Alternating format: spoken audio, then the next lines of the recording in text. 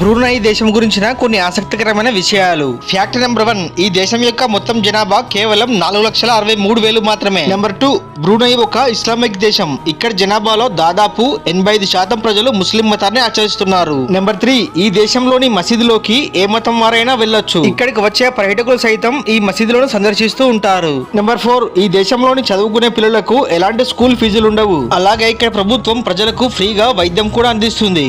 Number 5, ఈ దేశ సుల్తాన్ ప్రపంచంలోనే అత్యంత సంపన్నుల జాబితాలో మొదటి వరుసలో ఉన్నాడు. నెంబర్ 6, ఈ దేశం యొక్క కరెన్సీని బ్రూనై డాలర్ అని పిలుస్తారు. ఇది ఒకటి మనకు దాదాపు 68 రూపాయలతో సమానం. నెంబర్ 7, ఈ దేశంలో గేస్ కి స్థానం లేదు. అలా ఎవరైనా కనిపిస్తే వారికి జైలుకే. నెంబర్ 8, ఆసియన్ కంట్రీస్ లలో డెవలప్ విషయంలో సింగపూర్ తర్వాత సెకండ్ ప్లేస్ లో ఉంది ఈ బ్రూనై. నెంబర్ 9, ఈ దేశంలో మద్యం తాగటం అమ్మటం రెండూ నిషేధం. కానీ ఇక్కడికి వచ్చే పర్యాటకులలో నాన్ ముస్లిమ్స్ కి మాత్రం ఇది వర్తించదు. బ్రూనై దేశం గురించిన ఫుల్ వీడియో లింక్ కింద పిన్ చేశాను, తప్పక చూడండి.